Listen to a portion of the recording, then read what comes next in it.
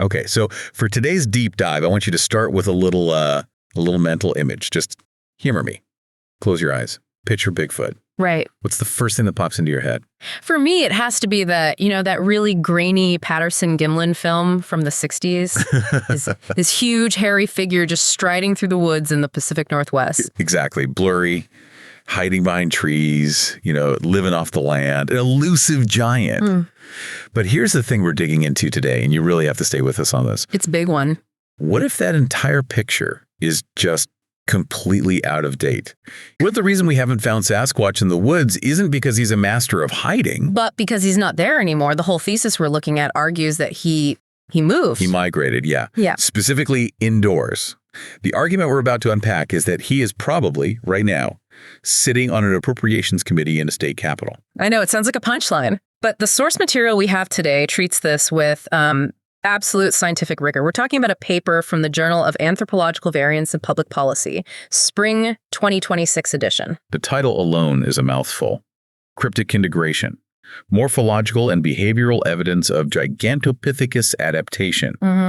And the authors are serious academics, Dr. Aidan J. Black from Cornell, an evolutionary biologist. And Dr. Elizabeth M. Millicent, a political scientist from CU Boulder. So you have this really heavy-hitting team. And they come up with what they call the Bureaucratic Integration Theory, or BIT. BIT. You gotta love a good academic acronym. So that's our mission today. We're going to unpack BIT. We're going to look at the DNA, the believe it or not forensic analysis of suit tailoring, and the behavioral tics that suggest Gigantopithecus blackiamericanus is now a state legislator. And just a quick tone check. The claims are, let's say, extraordinary.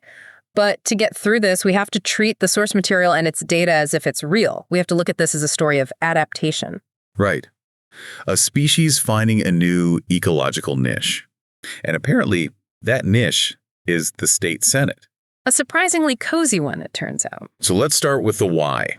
For decades, we've had the wilderness hypothesis. People searching the forests, the mountains. And finding nothing. No bodies, no bones, not a single confirmed specimen. And the classic argument is, absence of evidence is evidence of absence. But these researchers, Black and Millicent, they flip that completely on its head. They argue that the lack of evidence in the wild is actually evidence of migration. It's this ecological idea called the principle of competitive exclusion. Okay, so break that down for us. Well, just think about the last 50 years. Deforestation, climate change, cities sprawling out. The resources in their natural habitat were just vanishing. So if you're a big, smart primate who needs a lot of calories, you've got two choices. You starve or you move to where the food is. You find a new niche.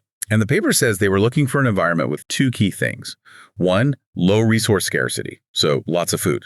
And two, and this is a direct quote, a high tolerance for aggressive posturing.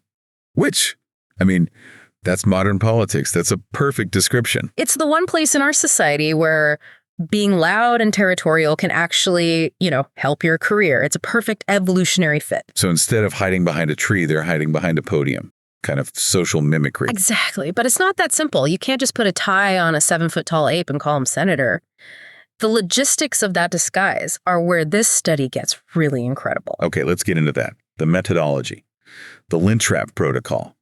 This is where it gets wild. This is just genius field work. You can't just walk up to a legislator and say, "Excuse me, can I swab your cheek for Sasquatch DNA?" Right, that's a good way to get tackled by security. So the research team went undercover for 2 years.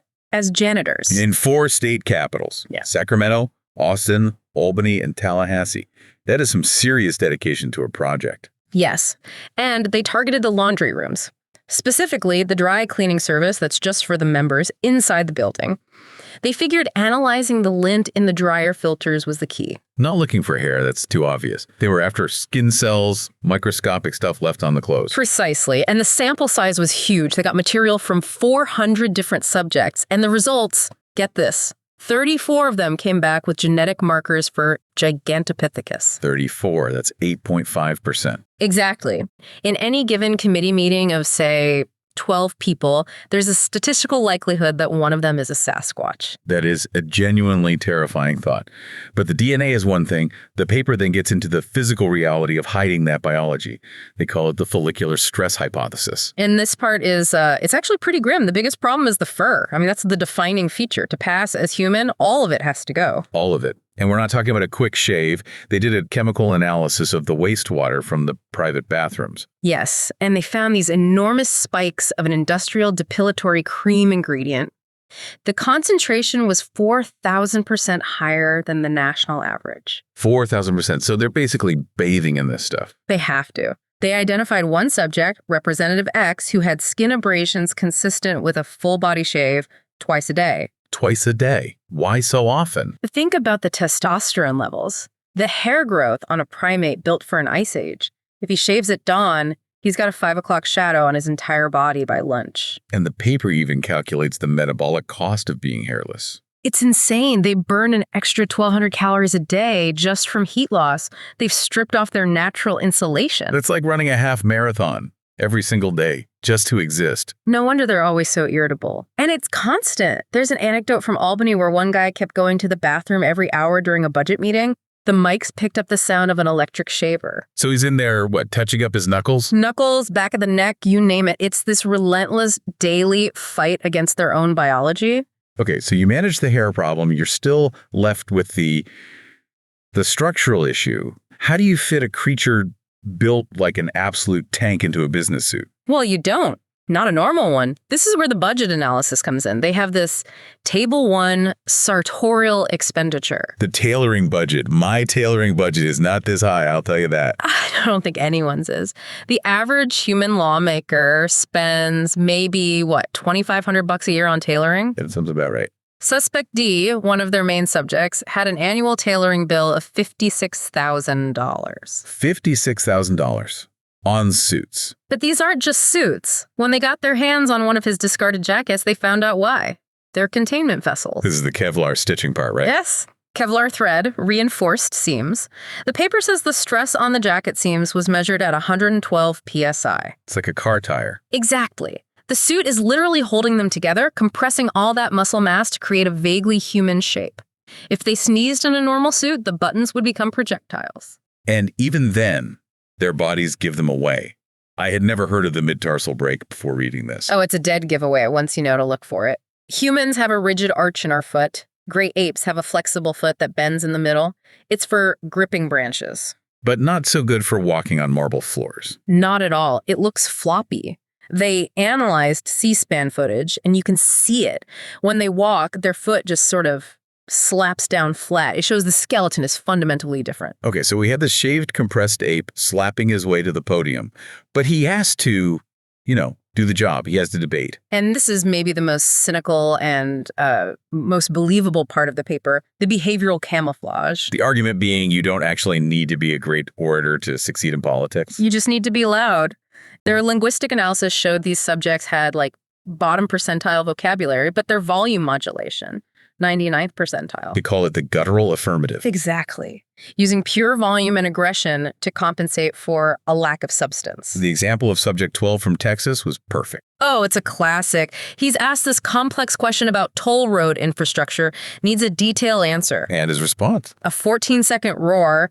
The transcript just reads, HIAHHAS, roads, good. Yeah. And then he slams his fist on the podium and splinters it. You would think that's a career ender. His approval rating went up 6 points. No. Yes. The voters saw authentic passion, not, rampaging animal.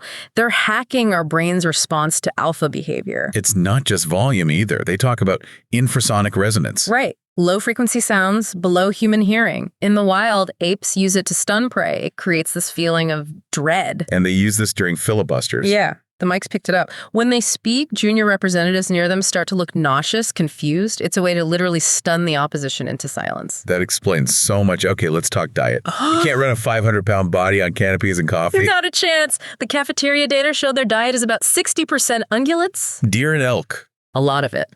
Suspect 4 in Sacramento was known for ordering massive amounts of raw venison tartare. They also found his expense reports for 400 pounds of beef jerky listed as office supplies. A pallet of beef jerky. But that wasn't the most shocking part of the dietary analysis. No, that was the incidental consumption. Right. About 5% of their diet listed as accidental predation.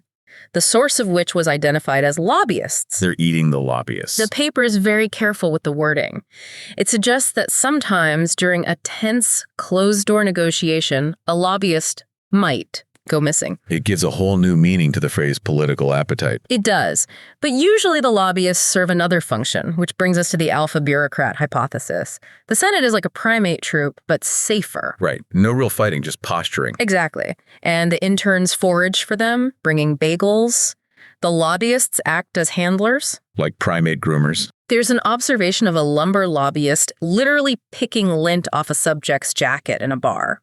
It's a primate bonding ritual. And the tragic irony is that same subject then votes for deforestation bills in exchange for smoked salmon. He's selling out his ancestral home for snacks. Because the office building is more comfortable. It's a really dark take on assimilation. But the whole thing almost came crashing down. We have to talk about the Great Mold. This was the smoking gun. February 2024, there was that massive cold snap. I remember that. The grid almost failed. Well, for Gigantopithecus, that kind of cold triggers an involuntary rapid growth of their winter coat. And the shaving just couldn't keep up. So they were getting visibly furry in the middle of sessions. It was a crisis. And suddenly you had simultaneous emergency recesses called in 3 different states. The official reason was HVAC failures. Or a new COVID strain. I remember that. It was a cover-up. The researchers used drones with thermal cameras, and they got the footage. Legislators on their private balconies, sunning themselves, completely covered in thick, matted fur. They were shedding. They had to take 2 weeks off to molt before they could fit back into their Kevlar suits. That is just unbelievable. So, wrapping this all up, what's the final takeaway from this deep dive? The authors basically suggest that we're looking at political gridlock all wrong.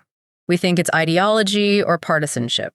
But maybe it's just biology. Maybe it's just the natural behavior of territorial primates who are uncomfortable in their suits. We're not watching political debate, we're watching a nature documentary. And the policy recommendations are something else.